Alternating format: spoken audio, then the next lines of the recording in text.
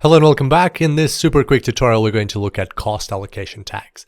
So let's have a look at this example. We've got two EC2 instances, which are represented by these server-like images. And as you can see, each one of them has an AWS-generated cost allocation tag. So basically, there are two types of tags in AWS. Remember this for the exam. They are AWS-generated tags that are created by AWS automatically and contain information like who created this resource. And there are also user-defined cost allocation tags. You can create them and define them however you like, whatever suits your organizational needs. In this case, this company decided to create two tags.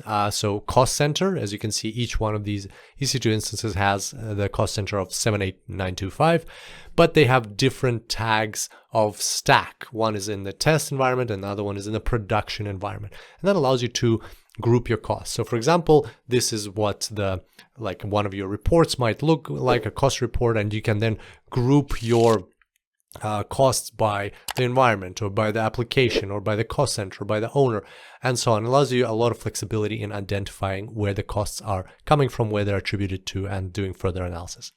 That's all on tags. Here's a quick summary of what we discussed. I look forward to seeing you back here next time. Until then, enjoy the cloud.